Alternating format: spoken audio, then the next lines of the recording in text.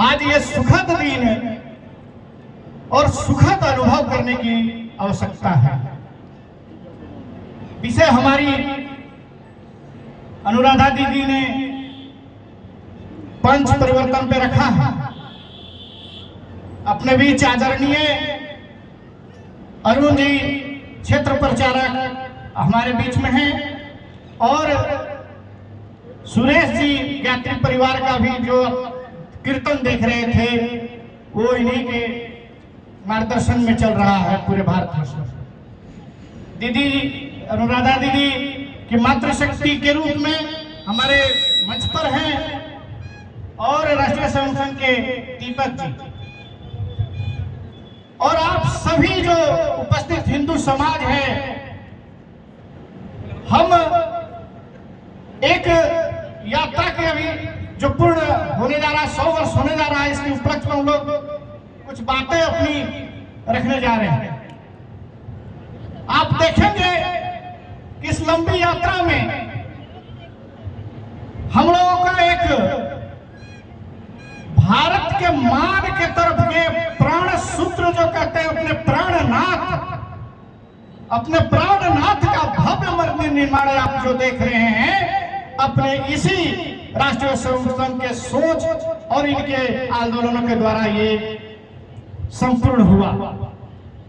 बहुत बार चर्चा होती है जनमानस में विश्व में कि आखिर एक मंदिर को लेकर एक विषय लेकर पूरे भारतवर्ष में अपना काम भी खड़ा हुआ, विश्व हिंदू परिषद बजरंग दल का काम भी बढ़ा, लेकिन इसकी नेतृत्व जो है आम जनता के हाथ में दिया गया। इसका क्या कारण है? इसका मूल कारण एक ही है कि हमारा स्वाभिमान जगा रहे। आज भारत का स्वाभिमान जगा रहा है, नहीं तो वर्षों कालखंड से हम युद्ध लड़ रहे हैं। अप्रत्यक्ष अप्रत्यक्ष रूप से हमारे ऊपर युद्ध थोपा जा रहा है।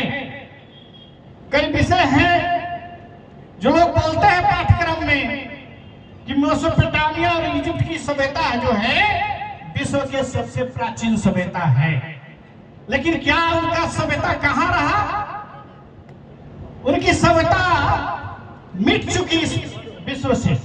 लेकिन हमारी क्या बात है कि इतने लोग हमारे जो भी आए हुए हैं, हम काल इस धरती के काल खंड तक अपनी सभ्यता को अक्षुण्ण रखेंगे, ये मुझे विश्वास है। और अपने राष्ट्रीय स्वयं संघ की जो गतिविधि चल रही है ये अक्षुण्ण है। ये भारत में जो हम लोग हैं हमारी सभ्यता को कोई नष्ट नहीं कर सकता, कोई खतरा नहीं है। और इसका कारण भी क्या है? हम अपनी संस्कृति और संस्कार को भूलना नहीं चाहते। हम हमेशा याद कराते रहते हैं। हमारे कई संगठन इसके लिए लगे हुए रहते हैं। हमारा सत्संग का कार्यक्रम चलते रहता है, बजरंग दल का उपासना केंद्र युवाओं के लिए लगा रहता है, अपनी महिलाओं के लिए मातृ शक्ति, दुर्गा वाहिनी, ऐसी कई संगठनें हमारे साथ काम कर रही हैं। और हमें पूर्ण विश्वास है कि आज जो हमें बांटने का, प्रांत भाषा की बात करें, प्रांत के तौर पर बांटने का बात करें, या हमारी बहन ने बोला जातिवाद करें, बहुत बड़ी बात की हमारी बहनों ने, हमारी दीदी अनुराधा जी ने। लेकिन ये जो हम पे जबरदस्ती जाति धर्म और अपनी पंथों में बांटने का जो षड्यंत्र चला आ रहा है, उसका एक ही जवाब है, संगठित हिंदू संघ की शक्ति उनको इसमें कभी पार लगने नहीं देगी। हमारी शक्ति और हमारी संघ की शक्ति एक साथ है तो हम एक हैं।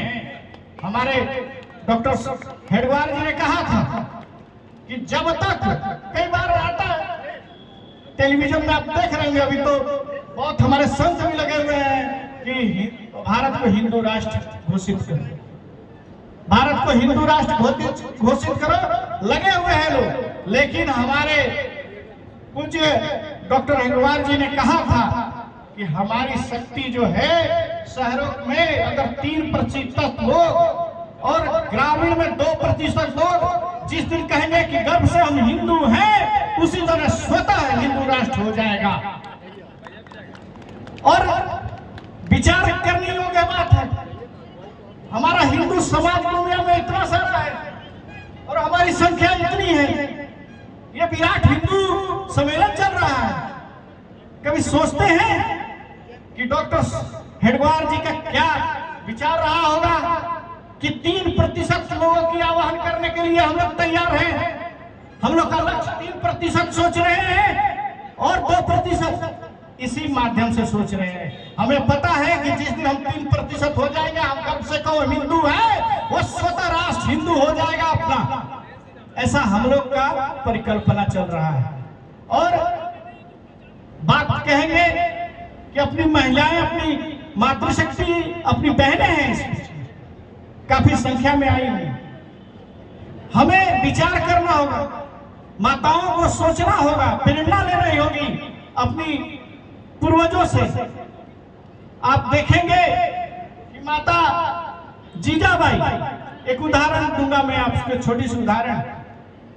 वो अपने बच्चे को 3 साल से, जब उनकी आयु शिवाजी की 3 साल थी, तो 3 साल की आयु में बच्चे से आग्रह करती थी कि बेटा वो किले पे जो ध्वज देख रहे हो ना हरा रंग का, उसको उतार फेंकना है।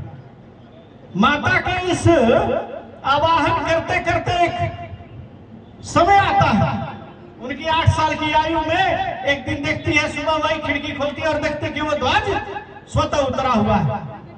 तो माता का ये आवाहन अपने पुत्र को संस्कार देना, शक्ति प्रदान करने के कारण आज स्वराज जो आप देखते हैं, हिंदू स्वराज की कल्पना, वो माता जीजाजी ने अपने पुत्र में भर दिया।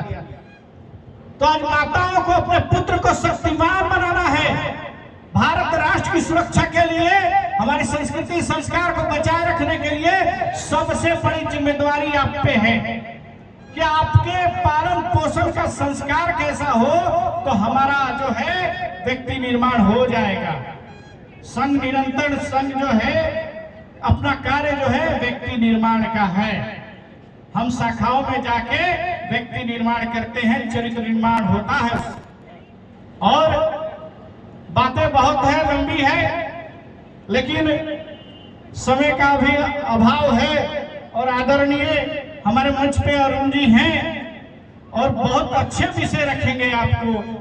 हमारे राष्ट्रीय स्वयंसेवक संघ के 100 वर्ष पूर्ण होने पर आदरणीय का आप लोग उद्बोधन घोष सुने और आपसे यही आग्रह है कि ये जो बोले उसको अपने आत्मसात लेना है।